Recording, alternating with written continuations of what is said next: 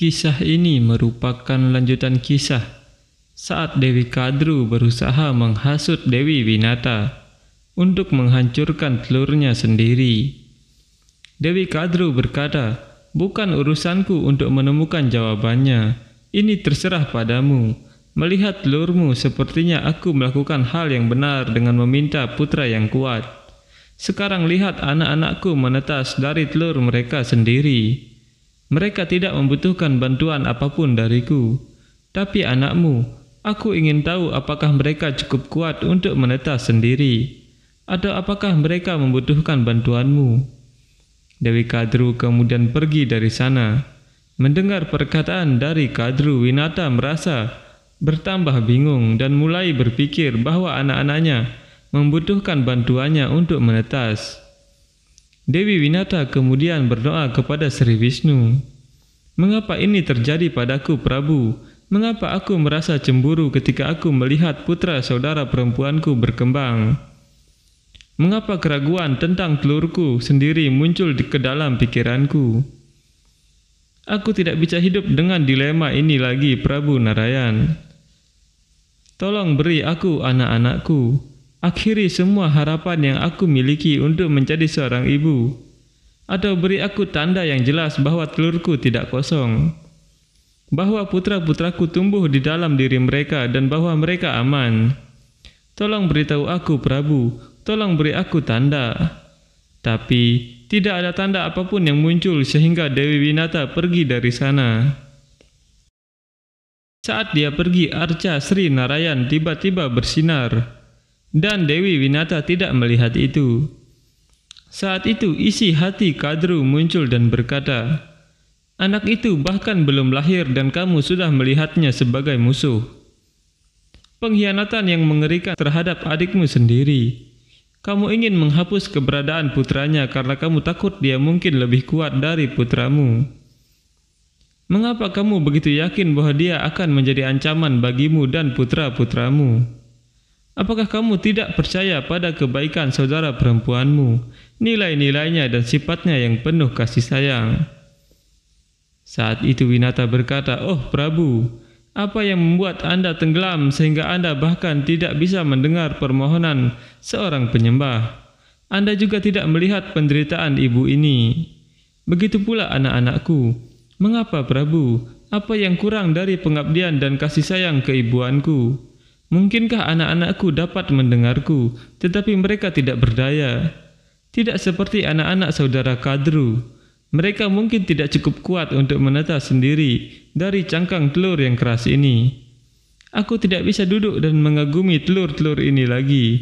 Aku telah menunggu, bahkan aku ingin bermain dengan anak-anakku, seperti halnya Dewi Kadru bermain dengan anak-anaknya. Aku harus mencari tahu apakah putraku tumbuh di dalam telur ini." Winata menutup matanya dan kata-kata Dewi Kadru terus terngiang di kepalanya. Saat itu Kadru berkata, "Jika aku ingin anak-anakku menjadi yang terkuat dan mampu mengalahkan musuh-musuh mereka, apa yang salah di dalamnya? Ketika Resi Durwasa menyukai Winata, apakah itu adil? Ketika para resi kecil, Walkilya, memberinya anugerah bahwa putranya akan menjadi Raja Langit, putra-putraku telah lahir sementara putra-putra Winata belum lahir. Apakah itu adil? Yang aku inginkan sekarang adalah yang terbaik untuk anak-anakku.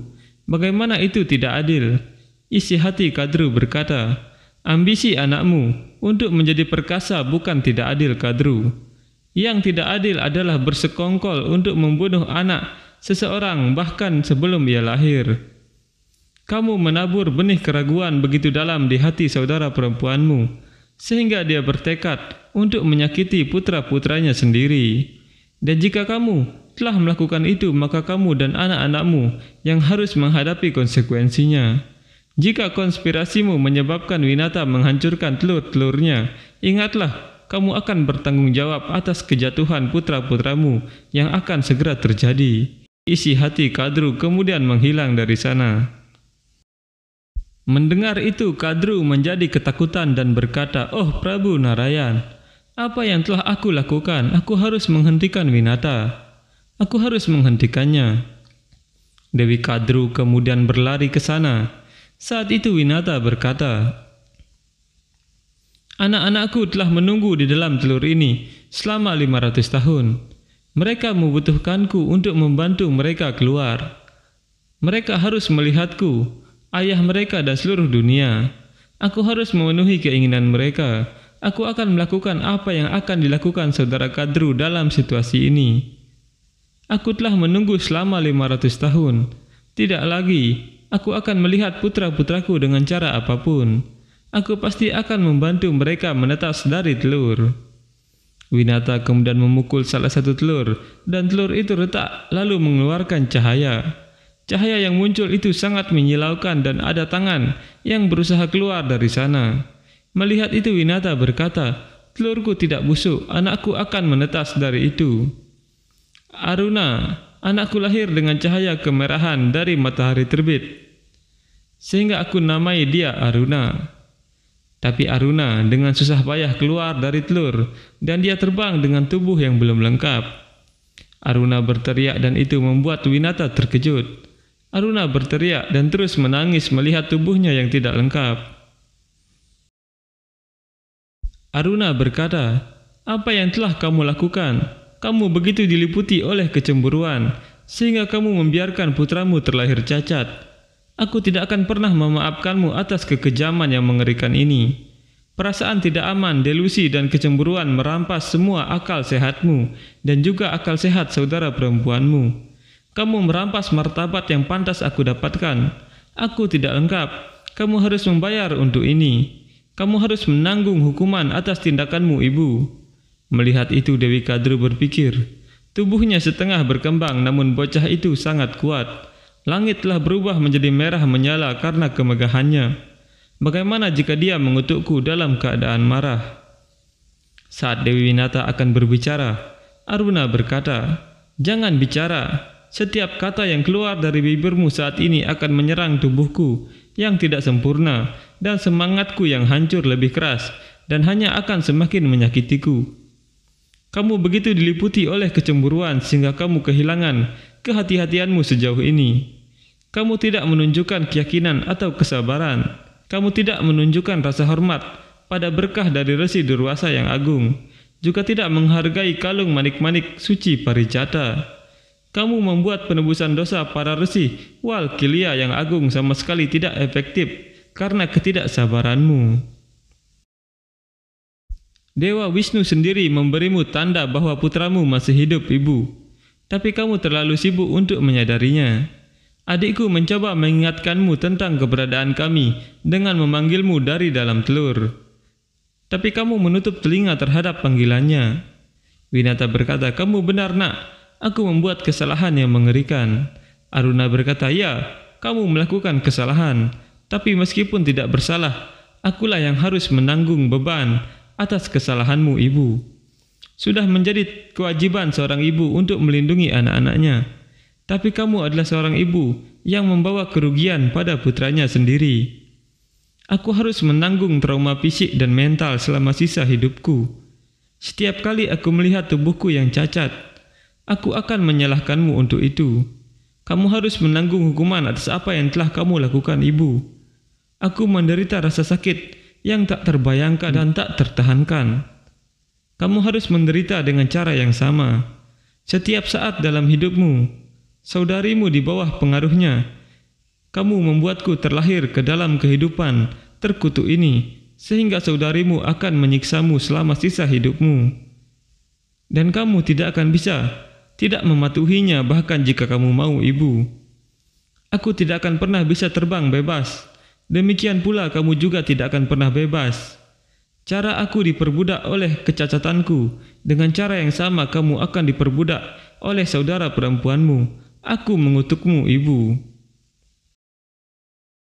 Mendengar kutukan itu, Winata menjadi menangis dan berkata, "Apa yang telah kamu lakukan, Nak? Aku memang kehilangan rasa penilaianku karena kemarahan dan kecemburuan, tetapi tidak pernah aku berniat untuk menyakitimu. Memecahkan telurmu adalah kesalahan yang aku buat tanpa sadar, dan sebagai akibat dari kesalahan itu aku telah menerima kutukan yang mengerikan. Kamu lebih baik memberiku kematian daripada mengutukku begitu." Setelah tenang, Aruna mendekati ibunya sambil menangis. Aruna berkata, "Ibu, kemarahan sama dosanya dengan keserakahan atau kecemburuan. Aku begitu diliputi oleh kemarahan sehingga aku gagal melihat rasa sakit dan pertobatan Anda. Aku bisa melihat Anda cemburu, tapi aku gagal memahami naluri keibuan Anda di baliknya. Kalau saja aku bisa mengambil kutukanku kembali." Winata berkata, "Itu tidak mungkin lagi, Nak. Tidak ada yang bisa membatalkan kutukan. Kutukan ini telah membuka pintu penderitaan tanpa akhir bagiku, Nak. Penderitaan yang mengerikan yang harus aku tanggung selama aku hidup." Aruna berkata, "Pasti ada jalan keluar, Ibu. Beberapa solusi, pasti ada sesuatu." Aruna melihat telur yang lain sedang bergerak dan dia berkata, "Ibu, Anda telah dikutuk oleh salah satu putramu, tapi putramu yang lain akan membebaskanmu dari kutukan itu.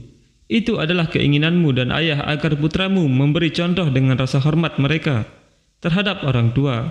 Tapi kemarahanku menghalangiku dari tujuan suci ini, dan sekarang anugerah yang kuberikan akan mengurangi kutukanku.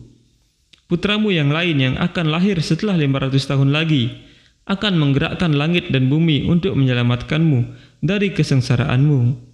Dia akan memberikan contoh kebajikan kepada dunia, sehingga pujian akan kemuliaannya akan dinyanyikan selama berabad-abad yang akan datang." Winata berkata, "Ketika kamu mengutukku, aku merasa seolah-olah hidupku telah jatuh ke dalam kegelapan yang tak terbatas. Tapi dengan memberikan saudaramu anugerah untuk masa depan yang gemilang, kamu telah menunjukkan secercah harapan kepadaku, Nak. Aku yakin bahwa kamu akan dikenal bukan dengan kekuranganmu, tetapi dengan tindakanmu. Kamu tidak akan pernah kehilangan harapanmu sendiri atau membiarkan orang-orang di sekitarmu kehilangan harapan." Aruna berkata, "Sekarang ibu harus menunggu dengan keyakinan dan kesabaran selama 500 tahun ke depan, sampai saudara laki-lakiku lahir." Aruna kemudian pergi dari sana.